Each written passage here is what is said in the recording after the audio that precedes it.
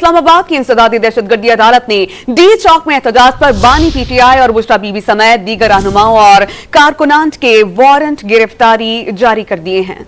Islamabad police ने बानी PTI को इस्लामाबाद पुलिस ने 28 सितंबर और 5 अक्टूबर के एहतजाज पर दर्ज 6 मुकदमात में गिरफ्तार कर लिया। GHQ हमला केस में बानी समेत दीगर मुल्जिमान पर आज भी फर्द जुर्म आयद न हो सकी।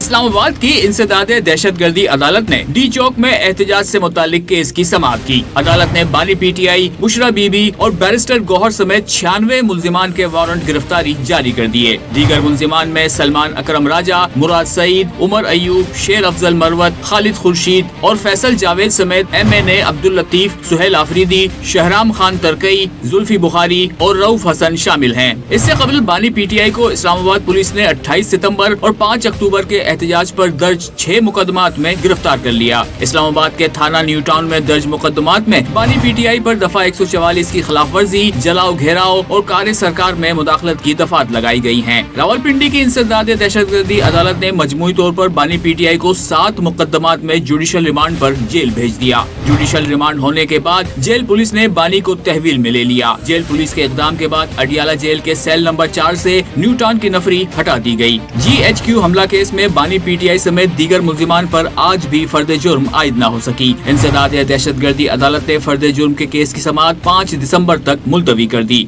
लाहौर की कोट लखपत जेल में इंसदादे दहशतगर्दी अदालत ने शेरपाव पुल पर तकारीर और जलाओ घेराव केस में शाह महमूद कुरैशी और यास्मीन राशिद समेत दीगर की फर्द जुर्म के खिलाफ दरखास्तें खारिज कर दी। पेशावर हाई कोर्ट ने इस्लामाबाद के मुकदमात में अपोजिशन लीडर कौमी असम्बली उमर अयूब और MNA फैसल अमीन की राहदारी जमानत दे दी।